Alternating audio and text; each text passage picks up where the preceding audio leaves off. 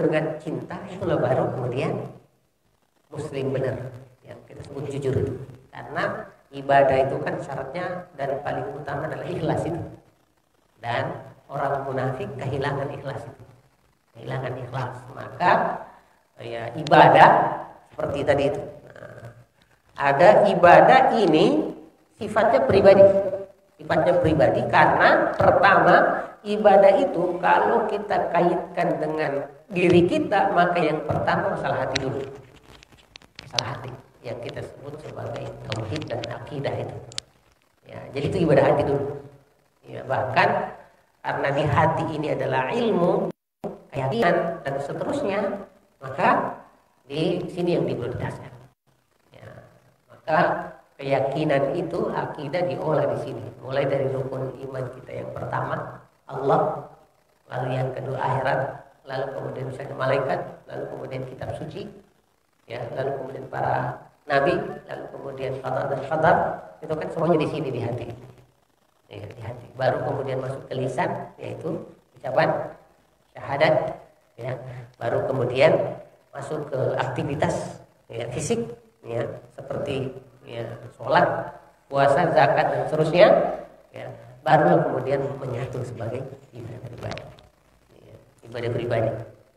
Nah, itu baru masuk kategori aspek pribadi, belum masuk ke ibadah keluarga, ya, ibadah pendidikan, ibadah ekonomi, gitu ya, ibadah bahkan sampai ke ibadah kekuasaan atau politik, ya, semua nanti masuk ke ya, makna ibadah itu, yang menunjukkan adanya ketundukan dengan aturan Allah, ya, komitmen dengan pengarahan Rasulullah, ya, yang semua itu masuk kategori ya, ibadah, kategori ibadah. Nah, lanjutannya adalah wa iyyaka nasta'in. Ya, ini sama sama tadi, ya. Hanya engkau yang kami mintai pertolongan. Nah, ini yang tidak bab-bab doa itu. Ya, dan di sini masyarakat kita itu, ya, nauzubillah pun kadang kita di sini bermasalah ini. Karena seringkali mengandalkan ya, selain Allah, terutama ketika sakit itu. Dalam sakit berobat ke medis nggak nyambung, kadang akhirnya kita kayak menurunkan apa itu prinsip. Akhirnya orang bilang ada orang pintar di sana. Wah, itu kata orang pintar itu sakti, kalau solusi. Ya, sementara rata-rata orang pintar versi tanda petik itu paranormal, dukun. Iya. Sehingga di sini bab ini juga menjadi bab utama. Ya, penyebutan ayat ini setelah iyyaka na'budu mengandung isyarat bahwa tidaklah pantas kita bertawakal kepada pihak yang tidak pantas disembah. Nah, itu kuncinya itu. Bahwa kita hanya boleh tawakal sepenuhnya kepada Allah karena hanya Dia satu-satunya yang pantas disembah.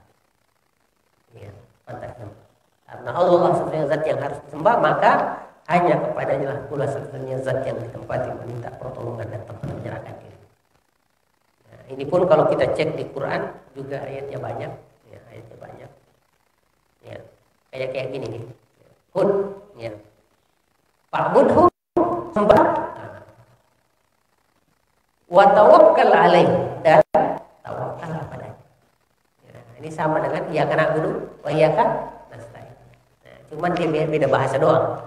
Fa'budhum, sembahlah, wa tawakkal alaih. Ya, jadi iyyaka nasta'in itu mewakili tawakal. Ibadah, tawakal, ya, yang tawakal itu kita istilahkan isti'anah doa. Ya. Di surah Al-Muzammil ya sama. Ya. A'udzubillahi minasyaitonir rajim. Ya. Rabbul masyriqi wal maghrib, Allah Tuhan timur dan Tuhan barat. Ya. La ilaha illallah, tidak ada Tuhan yang pantas disembah kecuali dirinya. Ya, setelah pernyataan itu lalu kemudian alaihi tawakkal. Ya. Fattakhidhu wakila. Ya, karena hanya Allah sebagai satu-satunya Tuhan yang pantas disembah, maka jadikanlah dia tempat berserah diri, wakila. Itu wakila. Sama dengan ayat di surat Taubah. Ya, nanti kalau udah kita ngerti yang kayak gitu itu banyak banget pas kita baca di ayat Quran ya, dengan bahasa berbeda tapi intinya ya seperti itu. Fa'in tawallau, ya Rasulullah, kalau orang-orang Mekah yang kalian ajak untuk beriman itu lalu kemudian berpaling, tidak mau bersamamu dalam dakwah, fakul, katakanlah hasbi Allah. Ya, pokoknya kalau kalian nggak mau, ada Allah aja. Ya. Selama masih sesuai dengan arah Allah, la ilaha illahu, sungguh tiada Tuhan yang pantas disembah kecuali dirinya, alaihi tawakkal. Pokoknya, ya kalau kalian nggak mau dukung, ya semuanya ke Allah. Ya, selama Allah masih menjadi qul huwar rahmanu amanna, katakan ya wa alaihi tawakkalna, dan hanya kepadanya kami ya tawakal. Ya, hanya kepadanya kami menyerahkan diri. Ya. Ini tadi sudah. Ya, ini juga sudah.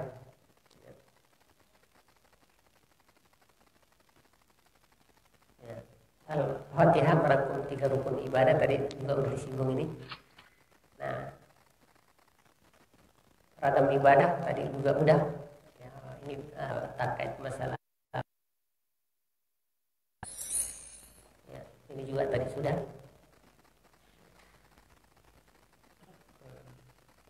Mungkin agak sedikit luas tentang isti'anah ini. Artinya adalah meminta bantuan Allah Subhanahu wa Ta'ala untuk memperoleh kebaikan dan menghindari keburukan. Nah, itu makna isti'anah. Jadi ntar lama-lama mirip kayak isti'anah. Ya, menghindari, meminta memperoleh kebaikan, keburukan disertai dengan sikap berlepas diri dari berbagai kekuatan dan kekuasaan makhluk. Ya, jadi nanti bahasanya la haula wala quwata illa billah. Tidak ada kekuatan dan tidak ada kemampuan illa billah, hanya dengan Allah. Nah, isti'anah mengandung 2 pilar penting. Pertama, keyakinan penuh kepada Allah Subhanahu wa Ta'ala. Ya, ini akidah babnya. Lalu efeknya ke kita adalah tawakal, penyerahan diri kepada Allah Subhanahu wa Ta'ala. Ya, makanya nanti setiap iman kita naik, maka tawakal kita ke Allah makin tinggi pula. Makin tinggi, dan sebaliknya pun begitu. Kalau iman lagi turun, tawakal kita kepada Allah ya lemah, dan yang bermasalah tentu bukan Allah tapi kitanya. Ya, kita. Lalu disebutkan manusia membutuhkan isti'anah dalam 3 aspek. Nah, isti'anah ini nanti dalam 3 aspek ini. Ya, pertama, melaksanakan perintah, bahwa kita minta dimudahkan agar kita mampu melaksanakan perintah. Lalu yang kedua, kita meminta agar bisa menjauhi larangan. Ya. Lalu yang ketiga, bersabar dalam menerima takdir. Ya, dua-duanya, takdir alam semesta yang kita nggak ada pilihan kayak COVID sekarang, termasuk juga takdir syariat. Ya, melaksanakan sholat, melaksanakan puasa, melaksanakan kurban, itu juga nanti masuk juga itu bersabar itu. Sehingga isti'anah ini sebenarnya dengan pembagian kayak begini sama dengan sabar melaksanakan perintah, sabar menjauhi larangan, sabar menerima takdir. Ya, cuman bedanya adalah ini hanya meminta tolong ya. Sementara yang satunya hanya menahan diri untuk tetap berada di perintah, berada di menjauhi larangan, untuk kemudian menghindari ya, takdir. Ya. Nah, ini ada hadis tentang apa? Masalah tawakal tadi itu. Nah, ini slide penutup lah. Ya. Dan ini nanti termasuk hikmah-hikmah yang kita bisa petik dari ayat itu. Kenapa ibadah didahulukan dibanding isti'anah? Kenapa iyyaka na'budu baru iyyaka nasta'in? Ya. Di sini pertama ibadah tujuan, sedang isti'anah sarana. Ini yang kadang sering kebalik-balik dalam hidup kita gitu. Ya, contoh misalnya masalah kekayaan, kedudukan gitu ya, aset. Seringkali ya kayak gitu membuat kita terlena sehingga kita seolah-olah mengandalkan semua itu. Ya. Padahal sebenarnya itu hanya sarana supaya kita bisa ibadah. Sehingga sering kita saling mengingatkan bahwa ya kalau kepengen sesuatu ya, termasuk beli rumah misalnya atau beli motor, beli mobil, beli handphone, selalu kita diminta niatnya itu mengaitkan dengan ibadah. Ya Allah, ini HP udah rusak nih. Ya, tolong mudahkan aku membeli HP untuk penting memperlancar ibadah saya. Nah, gitu dia arahnya. Biar searah main. Ya, apalagi misalnya rumah. Ya Allah, ya saya berniat beli rumah supaya memudahkan dan memperlancar ibadahku dan keluarga. Ya, itu juga sama nih paketnya kayak gitu. Jadi apapun kebutuhan kita secara duniawi, kita usahakan minta kepada Allah dengan tujuan agar ia semuanya mengarah ke ibadah. Ya, mengarah ke ya, ibadah. Karena ya takut yang pertama ini. Yang kedua, ibadah berkaitan dengan uluhiyah Allah. Jadi kalau kita ngomong ibadah itu pasti tauhid uluhiyah ujungnya. Dan itu adalah tujuan. Dan isti'anah, ya isti'anah minta tolong berdoa itu hubungannya dengan rob. Ya, makanya kita berdoa, kita mengatakan Rabbi zidni, ya Allah tambahkan. Jadi robnya yang dituju. Ya. Yang ketiga, ibadah adalah hak Allah. Sedang isti'anah adalah hak manusia, hamba. Jadi tentu haknya Allah didahulukan, baru hak kita. Nah, ini yang menjadi alasan kita pernah katakan masalah nazar itu, bahwa nazar itu makruh karena kebalik yang itu, minta dulu haknya, baru hak Allah. Sementara ibadah ngelaksanain dulu, baru kemudian kita doa, minta. Dan ini yang akhirnya masyarakat kita, ya termasuk saya lama baru ngerti itu. Sehingga ketika ini sering nazar Pak. Nanti kalau sembuh mau puasa 3 hari kayak gitu ya. Sementara berat mau puasa. Ya. Ternyata kalau kita lihat cek masalah seperti ini, ya rata-rata ngandelin ibadah dan prestasi kita yang sudah pernah kita lakukan untuk minta. Ya, untuk minta. Contohnya kalau di hadis itu gini, ya Allah, semoga dengan tilawah saya, ya, baca Quran ataupun kemudian sholat jamaah saya, ataupun dengan infak saya, termasuk dengan kurban saya, kalau itu saya ikhlas, saya lakukan karena Engkau ya Allah, ya misalnya mudahkan aku sembuh dari penyakitku, ya maunya begitu Pak. Ya.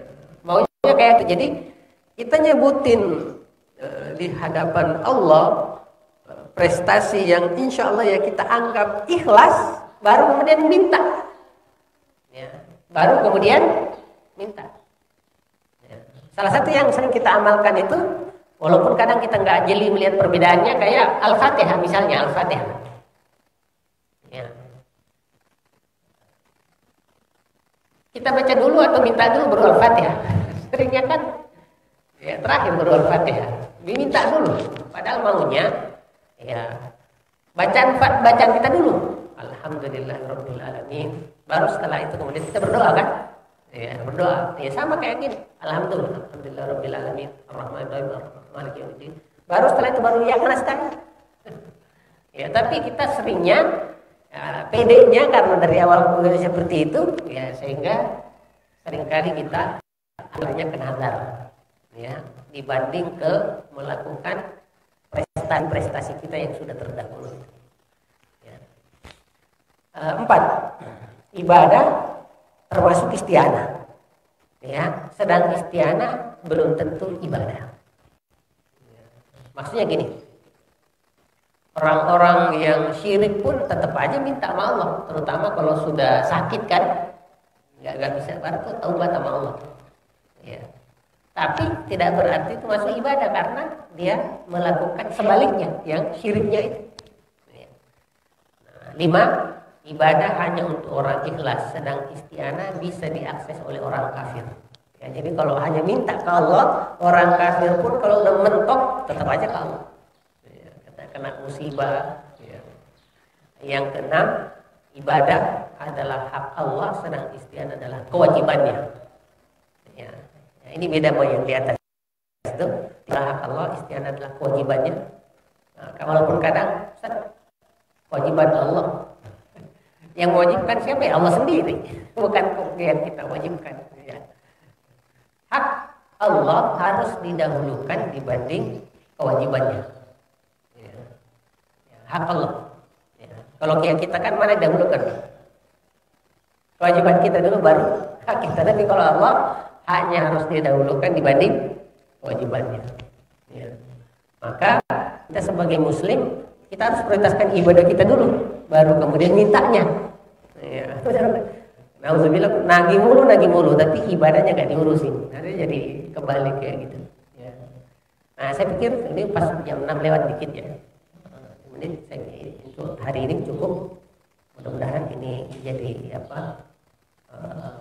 basis utama sehingga kita bisa melihat makna-maknanya lebih jelas ya, dalam aktivitas keseharian kita. Sebelum ditutup mungkin ada masukan atau ya perlu ditanyakan ya.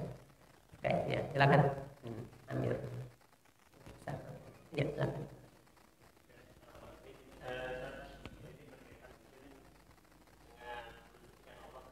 Iya.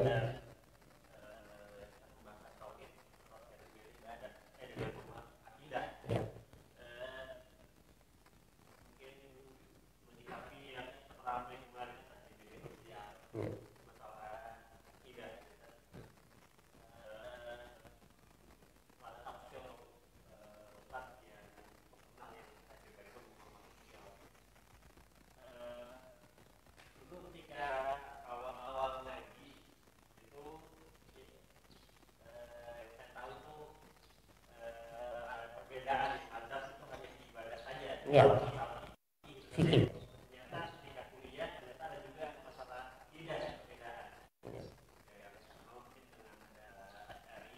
Ya. Ya. Ya.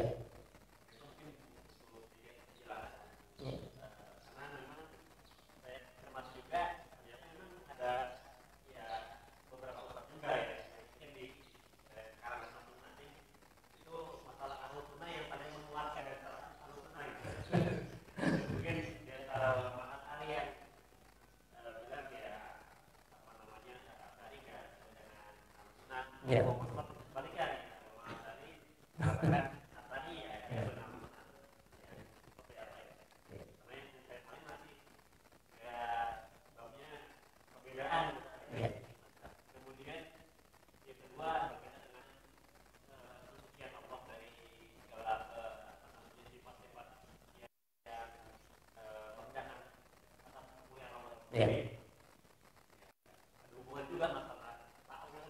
Ya. Jadi ulama-ulama mungkin ulama-ulama salah ya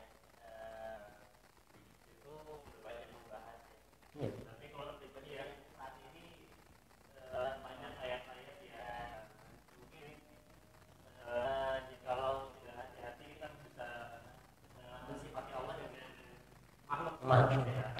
menurunkan.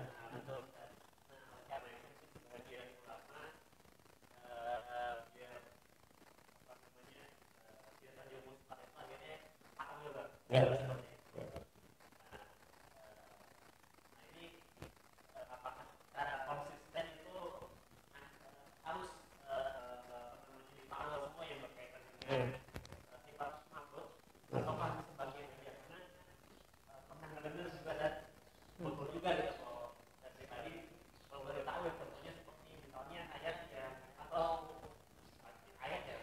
Ya.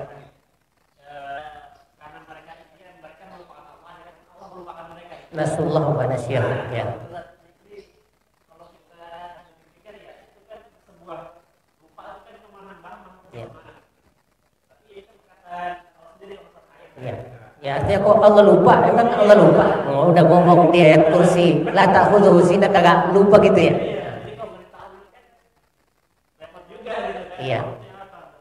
Ya. Biar langsung, ini penting ini poin itu, ya.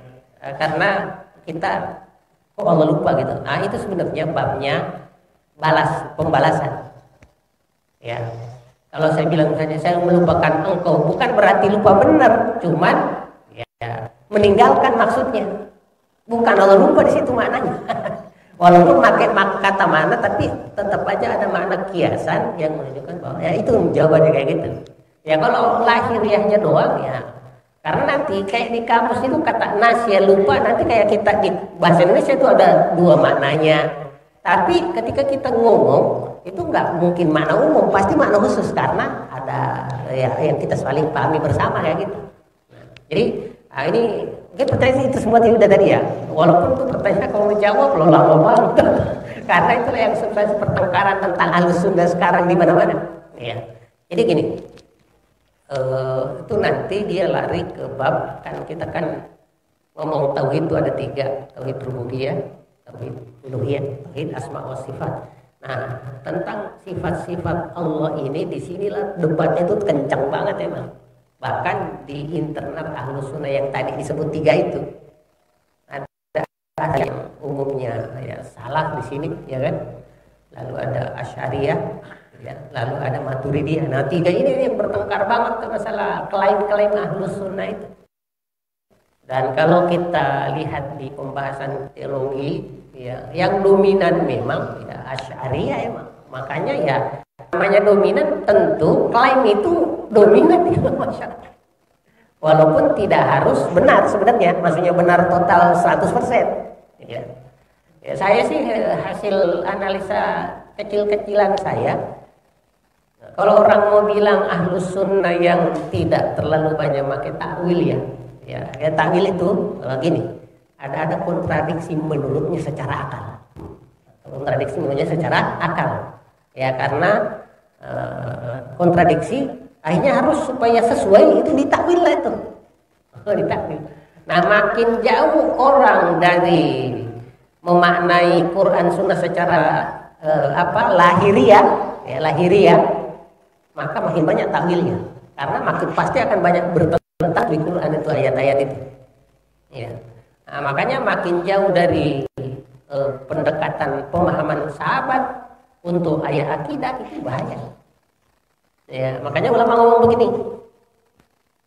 Dalam masalah akidah itu nggak banyak pertanyaan sahabat, mereka ngerti kok, ya kan? Ya, mereka ngerti. Tapi yang mereka pertanyakan ke Rasulullah itu bukan ayat-ayat kayak akidah, tapi yang jadi nanya ayat ibadah, kayak masalah makan minumlah sampai kemudian benang hitam sama benang putih itu tampak beda. Nah itu orang nanya, apa yang dimaksud benang putih benang merah? Ya ternyata yang maksudnya fajar sodik sama fajar kadzib itu. Ya, jadi sahabat kita cek nggak banyak pertanyaannya masalah ayat-ayat akidah itu karena mereka langsung paham. Karena misalnya ya bahwa Allah bersemayam di atas arsy, gitu ya, ini paling banyak yang terjadi. Bersemayam. Versi Ahlus Sunnah Atsariyah ya salaf ya bersemayam, orang ngerti kata bersemayam. Ya, jadi seorang raja kalau naik ke tahtanya itu masih kategori bersemayam. Ya. Artinya Allah ya berada di atasnya. Dan tidak berarti bahwa berada di atasnya berarti butuh kursinya, enggak. Ya. Bukankah kita lihat misalnya langit di atas, lalu kemudian bumi di bawah, apakah bumi apa langit butuh bumi? Enggak. Itu hanya sekedar posisi kemuliaan. Ya, makanya di situ nanti ya ini lanjutan pembahasannya, dan terus terang ini nggak berani saya terlalu buka di depan umum taklim kayak begini karena dia harus rutin. Karena kalau enggak kita bisa jadi bikin fitnah.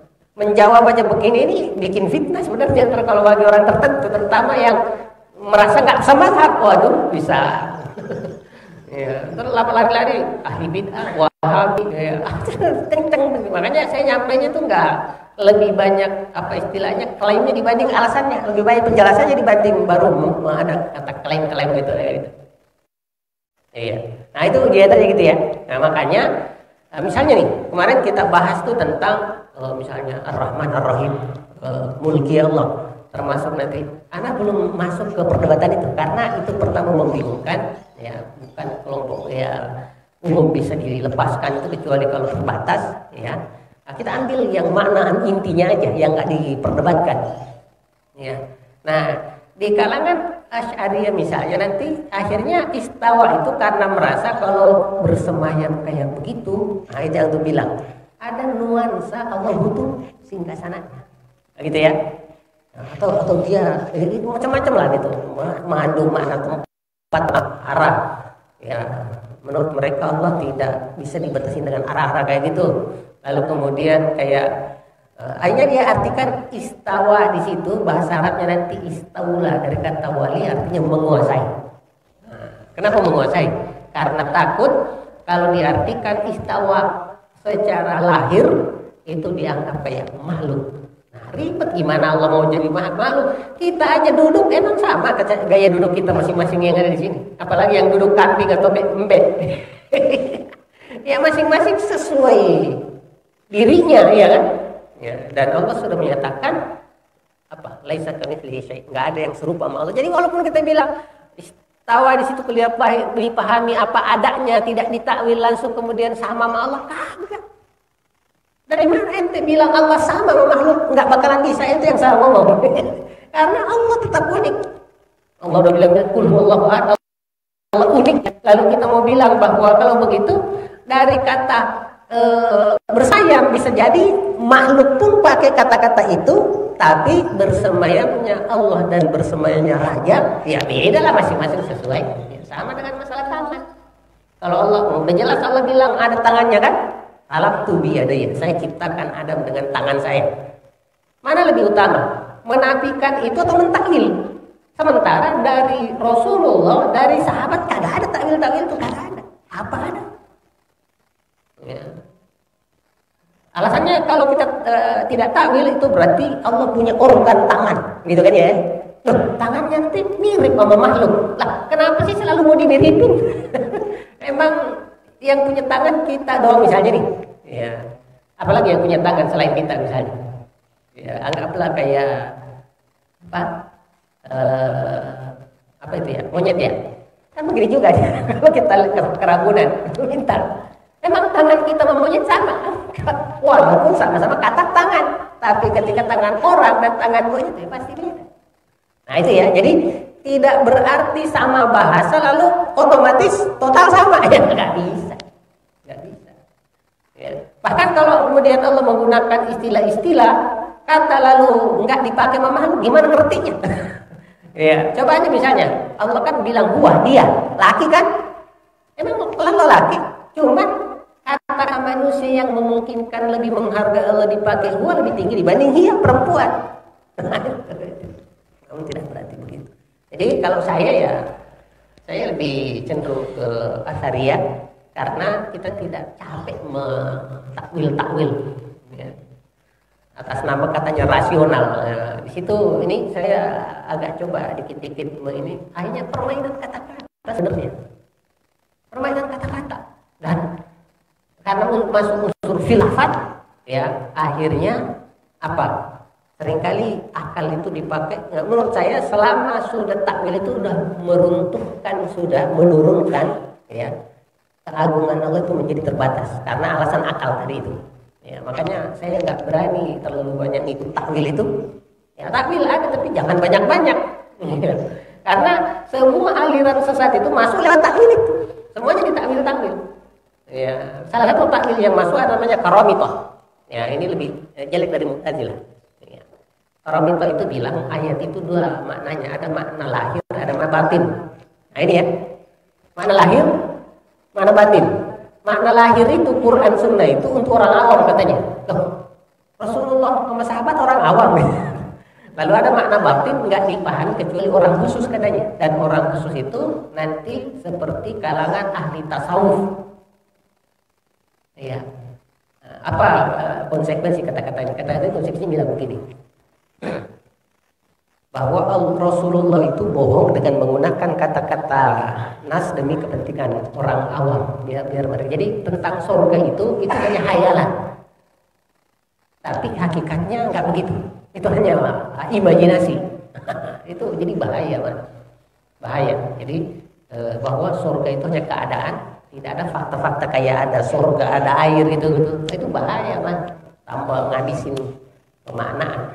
Ya. Wallahu a'lam. Jadi itu ya, Pak Amir bahwa ini memang bab berat, ya, lebih mudah di fikih dibanding ke situ.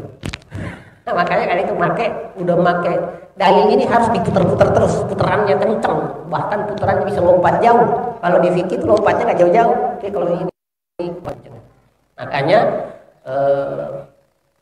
anak kok lebih banyak penasaran di situ kadang dibanding di fikih, karena ya di bab itulah memang banyak permainan. Ya kalau orang mau bilang kenapa di bab itu lebih dulu menyimpang di situ dibanding kalau di fikih kan nggak lompat, orang nggak jadi zindik kalau di fikih, tapi kalau di akidah itu bahayanya.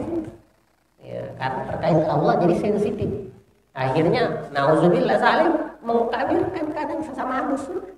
Ya. Makanya ya saya pas kalau membahas kayak gini nih hati-hati banget Kak, mau memakai kata-kata ya kata-kata ini. Nah, walaupun gini.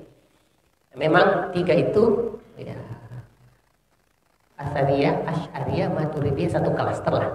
Satu klaster. Ya, sama-sama Ahlus Sunnah, tetapi versi Asy'ariyah Maturidiyah, Asari atau Salaf itu Ahlus Sunnah umum gitu ya ngomongnya. Jadi minimal ente Ahlus Sunnah umum ya, ente enggak orisinil. Gitu kamu. Ya gimana Kak? Ngamuk-ngamuk. Nah, sebaliknya Asariyah melihat Maturidiyah sama Asy'ariyah, ente KW bro, gue yang asli. Nah, itu dia diklaimnya situ bermain. Masalah takwil lah, masalah majas lah, masalah rasio lah, ya kayak tadi itu semua.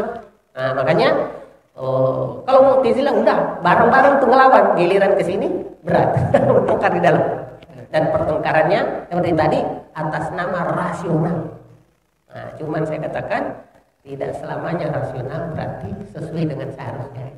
Ya, karena orang kalau ngomong rasional, non kafir tuh tinggi juga filsafatnya, tapi kan menentang Quran, itu masalahnya. Nah, makanya nantilah untuk di sini. Ya nantilah biar dulu kita paham dulu basic ini. Kalau nanti kalau ada pertanyaan begini baru anak coba jawab gitu. Itu ada 15 menit jawabnya. Di situ.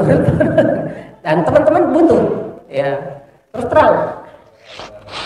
Kemarin tuh saya sayangkan itu. Ya mungkin karena lockdown ya. Tiba-tiba Ustadz puas lah ya. Datang ke Ustadz Idrus Romli ngomong itu lalu dipiralkan. Sebenarnya anak alhamdulillah sedikit juga ngikutin itu. Ada teman orang ya aswaja lah kalau istilah kita di sini ya, aswaja. Ya, aswaja. Ya,